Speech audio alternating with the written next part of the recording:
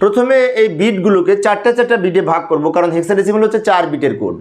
যেমন 1 2 3 4 এই 4টা বিট লিখব। এরপরে 1 2 3 এই 3টা বিট লিখব। 3টা বিটের বাম পাশে আর একটা শূন্য দিয়ে 4 বিট তৈরি করে নিব। এবার এগুলোর সমকক্ষ হেক্সা মান লেখার জন্য আমরা এখানে একটি কোডের হেল্প নিতে পারি। সেটা হচ্ছে যে 8421, এই কোড ধরে যদি এটার মান বের করতে চাই, এটা যদি এটার সাথে মিলিয়ে দেখি, তো এখানে 1 আছে এই 4-এর স্থলে, 4 যেখানে সেখানে এই 1 আছে, তো এই 4 এখানে লিখব। 1 যদি প্রথমে থাকতো তাহলে এই প্রথমের 8 লিখতাম, 1 যদি শেষে থাকতো তাহলে এই 1 লিখতাম।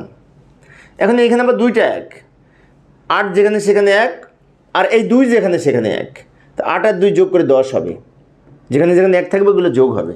তো 8 আর 2 যোগ করে যেহেতু 10 লিখবো, কিন্তু 10-এর মান এ, তাই এ লিখবো। 10-এর হেক্সাডেসিমাল মান এ।